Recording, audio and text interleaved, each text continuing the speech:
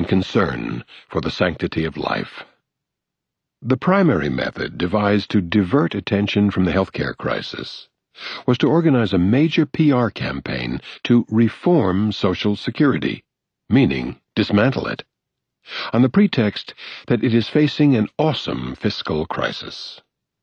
There is no need to review the remarkable deceit of the administration propaganda and the falsifications and misrepresentations repeated without comment by much of media commentary, which cooperated in making it the hot topic in Washington.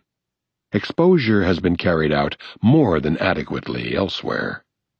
The steady drumbeat of deceit has been so extreme as to drive frustrated analysts to words rarely voiced in restrained journals. That Bush repeatedly lied about the current Social Security system, making claims that were demonstrably false, and that his staff must have known were false. It is not that the system has no flaws. It surely does. The highly regressive payroll tax is an illustration. More generally, an OECD study found that the U.S. system is one of the least generous public pension systems in advanced countries, consistent with the comparative weakness of benefits in the United States. The alleged crisis of Social Security is rooted in demographic facts. The ratio of working people to retired people is declining. The data are accurate, but partial. The relevant figure is the ratio of working people to those they support. According to official statistics, the ratio of working people to dependents, under 20 over 65, hit its lowest point in 1965, and is not expected to reach that level through the projected period to 2080. The propaganda image is that the retirement of the baby boomers is going to crash the system. As repeatedly pointed out, their retirement had already been financed by the Greenspan-led increase in payroll taxes in 1983. That aside, the boomers were once children and had to be cared for then as well. And we find that during those years, there was a sharp increase in spending for education and other child care needs. There was no crisis. If American society was able to take care of the boomers from ages 0 to 20, there can be no fundamental reason why a much richer society, with far higher output per worker, cannot take care of them from ages 65 to 90. At most, some technical fixes might be needed, but no major crisis looms in the foreseeable future. Critics of Bush's efforts to chip away at Social Security by various ownership society schemes have proclaimed success because public opposition was too high to ram the legislation through. But the celebration is premature. The campaign of deceit achieved a great deal, laying the basis for the next assault on the system. Reacting to the PR campaign, the Gallup poll for the first time included Social Security among the choices for top concerns. Gallup found that only the availability and affordability of health care is a larger concern for the public than Social Security. About half of Americans worry a great deal about it, and another quarter a fair amount, more than are concerned about such issues as terrorism or oil prices. A Zogby poll found that 61% believe the system faces serious problems, and 14% think it's in crisis, though in fact it is financially stronger than it has been throughout most of its history, according to the trustees, President Bush's numbers. Economist Mark Weisbrot observes. The campaign has been particularly effective among the young. Among students, 70% are concerned that the pension system may not be there when they retire. These are major victories for those who hope to destroy Social Security, revealing once again the effectiveness of a flood of carefully contrived propaganda, amplified by the media in a business-run society where institutionalized deceit has been refined to a high art. The propaganda success compares well with that of the government media campaign to convince Americans that Saddam Hussein was an imminent threat to their survival, driving them completely off the spectrum of world opinion.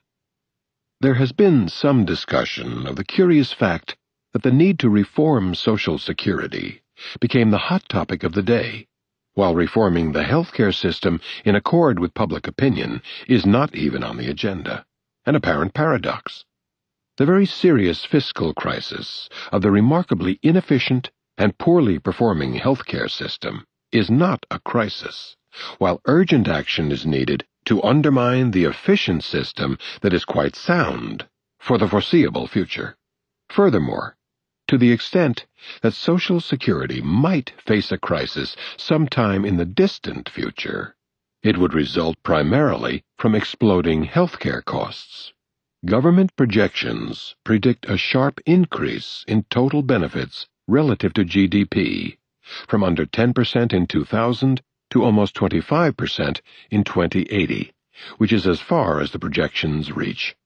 Through this period, Social Security costs are barely expected to increase beyond the 2000 level of 5%.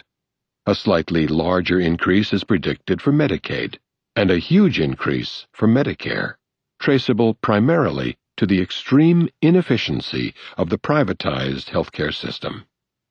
Sensible people will seek differences between the Social Security and healthcare systems that might explain the paradox, and they will quickly find critical differences, which are quite familiar in other domains. The paradox mirrors closely the schizophrenia of all administrations that underlies the strong line of continuity with regard to democracy promotion, to take one example. Social Security is of little value for the rich, but is crucial for survival for working people, the poor, their dependents, and the disabled. For the wealthy, it is an irrelevant pittance. But for close to 60% of the population, it is the major source of retirement income and the most secure. Furthermore, as a government program, it has such low administrative costs that it offers nothing to financial institutions. Social Security helps only the underlying population, not the substantial people. It is therefore natural that it should be dispatched to the flames. The medical system, in contrast, works very well for the substantial people, with health care effectively rationed by wealth, while enormous profits flow to private power for superfluous bureaucracy and supervision, overpriced drugs, and other useful inefficiencies. The underlying population can be treated with lectures on responsibility. There are other sound reasons to destroy the Social Security system.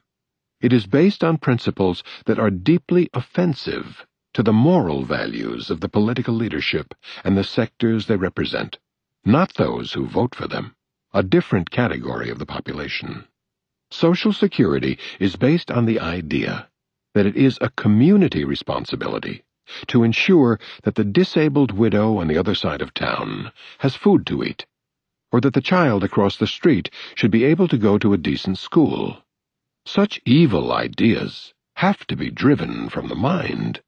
They stand in the way of the new spirit of the age of the 1850s, gain wealth, forgetting all but self. According to right thinking, it isn't my fault if the widow married the wrong person, or if the child's parents made bad investment decisions. So why should I contribute a few cents to a public fund to take care of them?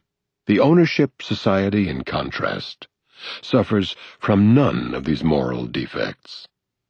Returning to the November 2004 elections, we learn little of significance from them about popular attitudes and opinions, though we can learn a lot from the studies that are kept in the shadows, and the whole affair adds more to our understanding of the current state of American democracy, with most of the industrial world trailing not too far behind, as privileged and powerful sectors learn and apply the lessons taught by their leader.